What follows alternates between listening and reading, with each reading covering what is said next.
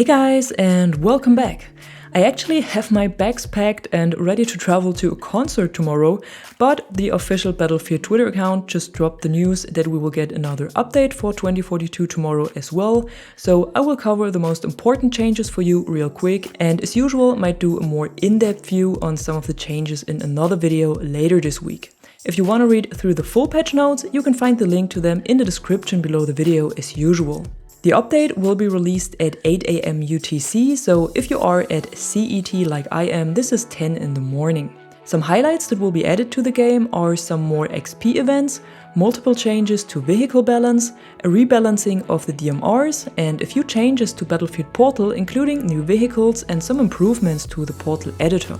But let's start with the general changes and improvements. One bug that was fixed and that I know was pretty annoying for some of you is the not set or button assigned bug when you were using an alternate controller scheme. This should be fixed now. The new XP events that were added are Pilot Kill when you manage to snipe the pilot of an air vehicle, Mine Disarmed when you interact with an enemy AT mine to disarm and remove them from the map, and Repair Assist that triggers when someone in a vehicle you recently repaired kills an enemy with that vehicle. So you get XP for a lot more different actions now, but on the other hand, the XP granted for spottings was reduced to only 10 points. In Battlefield Portal we got 2 new game modes as presets in the Portal web editor, and these are called Air Superiority and Ground Superiority and let you adjust the number of vehicles on the map. In addition, you can now also create even smaller team deathmatch or free-for-all versions of the older maps that are different to the TDM versions we have right now. And in general, there were some more modifiers and also some more blocks added to the rules editor. We also got some new voice lines for some of the classic Battlefield 1942, Bad Company 2 and Battlefield 3 soldiers, and new vehicles for Bad Company 2 and Battlefield 3. There were also some improvements made to Hazard Zone, including a complete new mechanic called Second Chance that allows your squad to completely respawn if you all have been killed before the first extraction. This is especially helpful if you play with random squad mates and you don't know each other's playstyle early in the match. The rest of the changes is just some more balancing and quality of life improvements. In All Out War, there were also some changes made to Breakthrough, and this includes new directional indicators to make it easier for the defending team to know in which direction they have to retreat. In addition, objective icons now also show a hold, attack, defend or retake description to make it easier to understand what you need to do.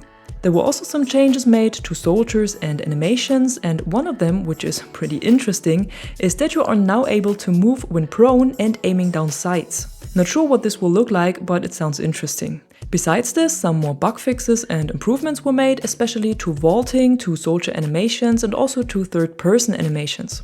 Some bugs that were fixed, for example, are that the open wingsuit or open parachute hint will no longer show while you are on the ground, and you will also no longer enter a vehicle when you try to revive a teammate that is lying under the vehicle. A change that was made to one of the gadgets and that I'm not really happy with is that the spawn beacon is much easier to destroy now and only takes 1 to 2 bullets to destroy instead of 4 to 7. I'm not a big fan of this change cause since Sundance's grenades automatically lock onto the beacon already, it's harder to use it anyhow, and now it's even easier to destroy it with bullets. Not sure why this was important, but yeah, that's the way it is. Then there were also some changes made to specialists and their gadgets. For example, you can now keep crouching when interacting with Angel's loadout crate, Boris Sentry Gun will no longer fire downwards in extreme angles, shooting at allies with Falk's Surette pistol to heal them will no longer trigger a friendly fire voice line, and Dozer's shield can now also block the missiles of Liz TGM launcher.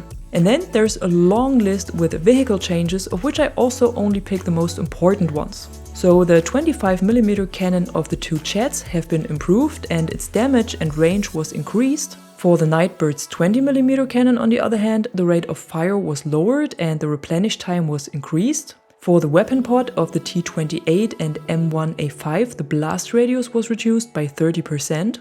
The MAV's autocannon has been adjusted to make it more effective against vehicles on close range but less effective on long range. And the 50mm cannon pod of the Condor now only fires single shots with a reduced rate of fire. And last but not least, there were some more changes and fixes made to different weapons. For example, an issue was fixed where the attachments on the AK-24 didn't reduce its recoil, or the flechette shells on the MCS were dealing more damage than intended on long range. In addition, there were also some improvements made to the DMRs to make them more valuable on long range, as DICE felt like they were underperforming in its current state. In a first step, they increased the bullet speed of all DMRs, including the new BSVM, to make it easier to hit moving targets on range and reduce the time you have to lead your aim.